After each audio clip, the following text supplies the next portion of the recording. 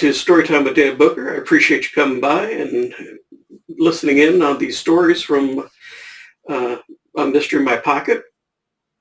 Today, Harry and Oliver are going to go TDY with a whole bunch of people from other bases to Korea. And years ago, I was part of services, and we went to Team Spirit.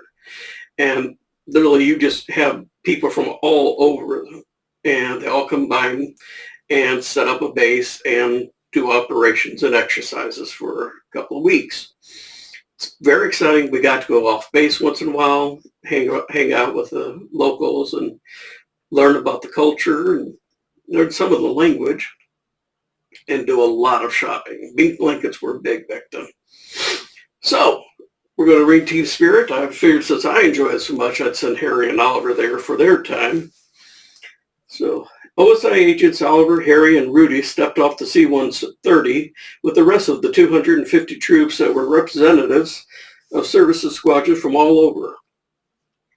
Waiting for the buses on the tarmac, they discovered that Korea at this time of the year was cold and wet. Harry pulled the hood over his poncho and stomped his feet to get warm. They were here for part of an exercise called Team Spirit. Services were there to build a deployment base from scratch. South Korea was known to be party central in certain areas, so it promised to be an interesting deployment. Everyone boarded the buses to go to the bare-bones site in Pusan. The bus pulled into a large section that was gated off and full of mud, rocks, and small patches of grass. It was barren except for large green wooden chests strewn all over. These contained the tents that they would live in for the duration of their stay, as well as being used for offices and kitchen dining areas. It was a case of hit the ground running, and the OSI team spent the next few hours setting up their tent and office. For this exercise, 3 agents had been sent: Oliver, Harry, and Rudy. Rudy was from Scott Air Force Base, while Harry and Oliver were from Mildenhall, UK. Rudy was a cocksure new troop who was dead sure he knew everything. Yeah, the newbies always do, Oliver responded to Harry, pointing this out. As senior member, Oliver was in charge of a small group. They divided the tent, back half for sleeping and the front was their office. Harry opened up the case that held their desk and files. While Oliver went to the command post to check them in. It amused Harry to set up the desk. The case held the desk and was part shelving unit. The desk was a piece of plastic fit into slots with legs that folded down. The file cabinet was half of the other part of the case and was rolled out and the chair set up. Harry loved the simplicity and design of the desk. Rudy was unimpressed by the field desk and was anxious to find out what their task would be. Oliver returned with an interesting assignment. They were to go down to T Street and look over the whorehouses and determine which should be placed off limits. Oliver was apologetic as he read the note. I know this is a disappointment, guys, but we can't turn down the job just because it's dirty. Harry grimaced at Rudy's excitement. They changed into comfortable clothes and jumped into the bus for town. Doing the walk up and down T Street was not much entertainment when you're doing an inspection. Most of the places had certifications of the bar girls ensuring they were free of STDs. The ones that didn't were marked off as off limits. Rudy was disappointed they weren't going to inspect further, but Oliver promised Rudy he'd have plenty of time to do his own inspection later. They stopped at a place called Fool's Rush Inn for a quick meal. Harry ordered rice, doojang jjigae, a type of stew, and kimchi. Oliver settled for rice and puree jjigae, Korean army stew. Rudy just wanted a daejeon or Korean pancake. I apologize to anybody that knows Korean, and I am really messing these up, but it's been over 40 years since I was there.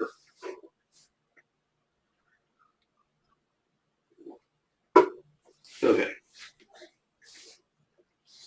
The place had females who acted as companions, but were not the type who, well, you know.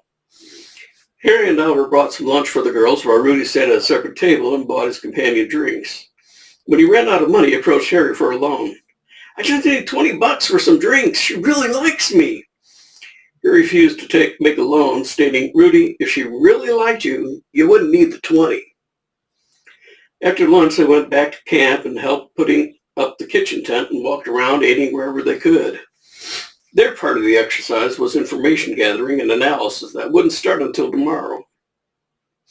In the meantime, Rudy went back off base with the promise to be back in a couple of hours. Harry and Oliver went over plans for the next day and night. Duty shifts at night would be slow, so they placed Rudy on that. "It's a little unfair to stick the new guy on nights, don't you think?" Harry asked. Oliver called out, "Hey, Rudy, you against taking the night shift?" He waited for a response. "Yeah, it doesn't seem to care either way." And made the rest of the schedule up. When 3 o'clock rolled around and Rudy hadn't returned, Oliver was perturbed. "He's probably doing a close-up inspection at one of the pleasure palaces. Harry, I have to attend a tabletop at the CC in half an hour. Go downtown, locate him, and haul his ass back here." Harry shrugged into a jacket and hopped on the bus. All the way into town, he worked out how the hell he was supposed to find Rudy, short of knocking on every door. The bus let him off at the markets that was selling all sorts of cheap souvenirs to the gullible tourists. Harry skirted around the stalls and followed the river the 3 blocks to T Street. The restaurant they had eaten at earlier was still open. It was at the entrance to T Street, and from there you could see everything.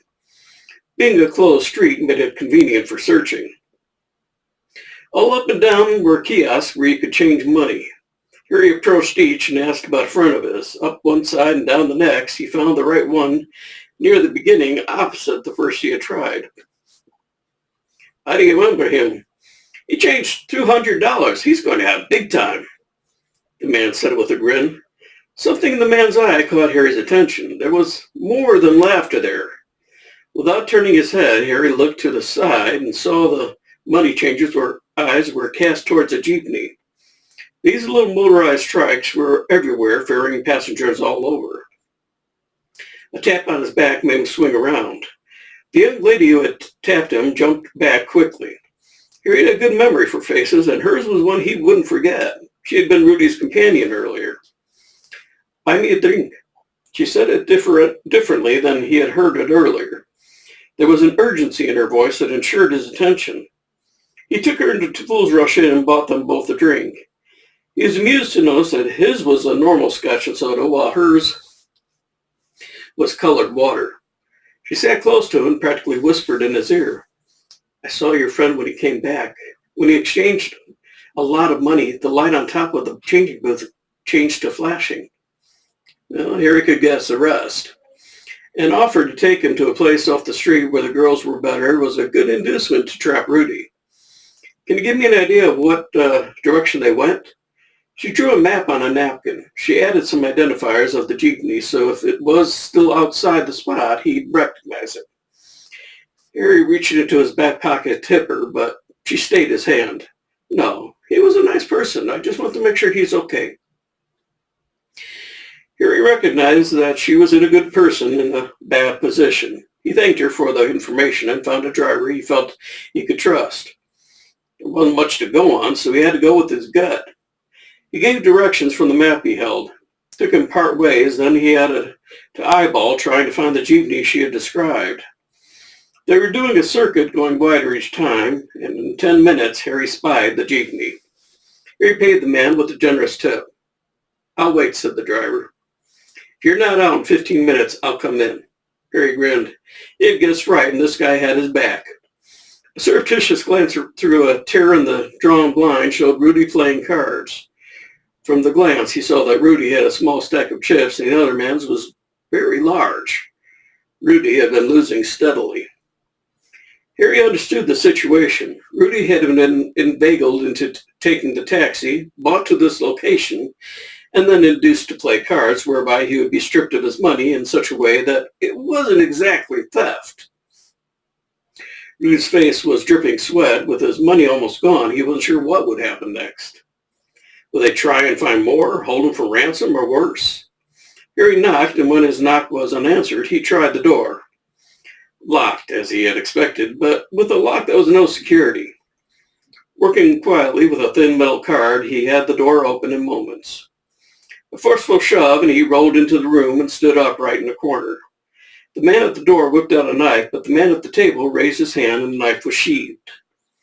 The man at the table indicated a chair. Harry shook his head no. I'm sure my friend here has enjoyed his game of poker, but I'm afraid he must be leaving. The man at the door locked it more securely. Rudy was still scared, but with backup, he regained a little of his composure.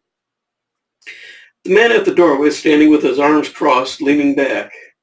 Harry could see the gleam of brass knuckles and understood. Reaching into his pocket, he wrapped his fingers around a roll of quarters. The added weight meant a more devastating punch. Rudy might have been inexperienced, but wasn't stupid, just naive. He backed into a corner as well. Harry looked relaxed as he kept both men in his line of vision. Gentlemen, we have enjoyed your company, but must take our leave. How we go about this is in your hands. The man at the door straightened, and the man behind the table pushed it aside. Well, there was no doubt about how this was going to go down.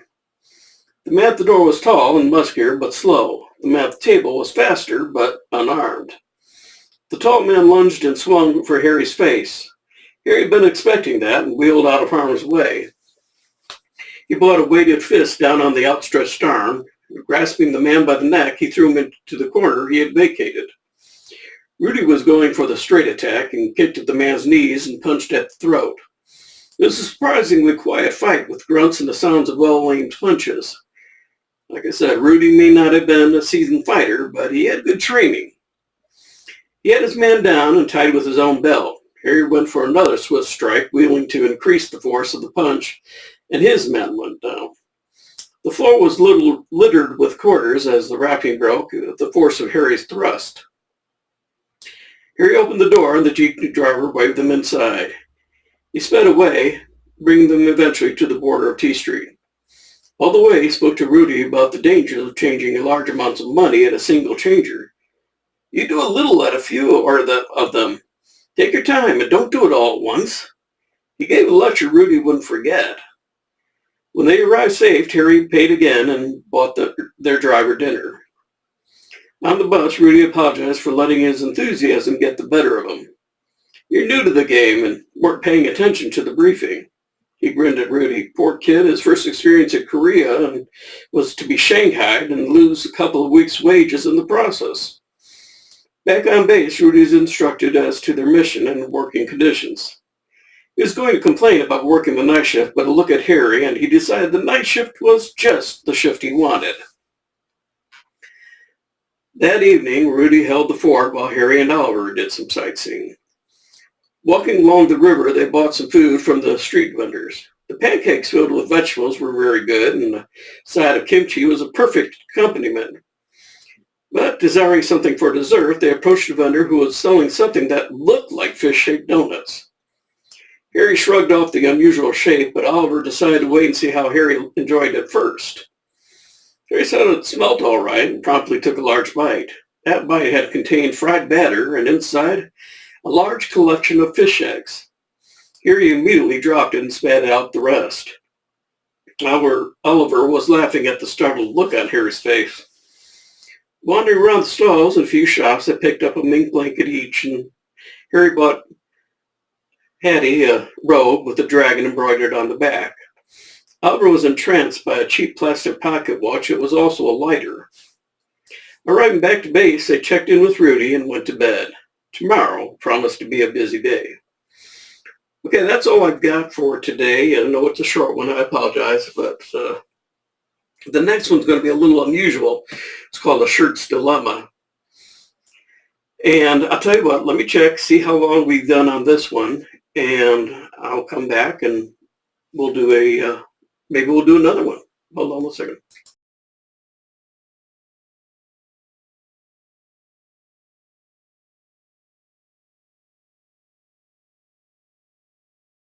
Okay, I did a check. It's only about 14 minutes for what we've done.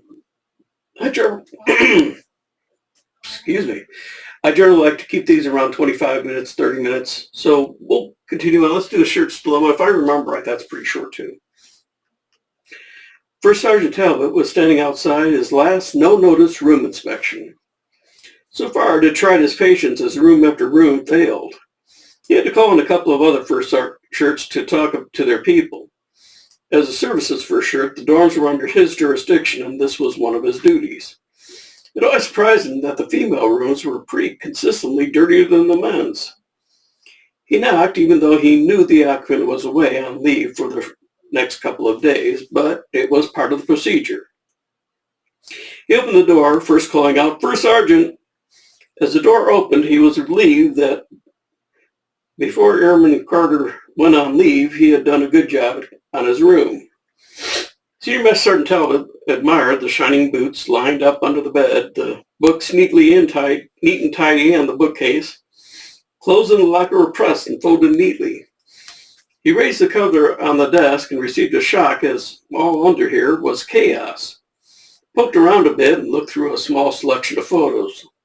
There were several that he recognized as pictures of Mildenhall, but under these were 5 pictures of the desk. He compared it with the desk's current condition. They were pretty much similar. When he had gone through first sergeant training, though, they had impressed upon him the importance of the unusual. The instructor had been emphatic that what was unusual was usually important. If people took pictures of something, then it was to record something important to them. He brought the pictures to the window. Looking at them from every angle, he couldn't make out any reason to have taken the pictures, let alone 5 of them. He was concerned enough to take them to OSI to have their analysts look them over.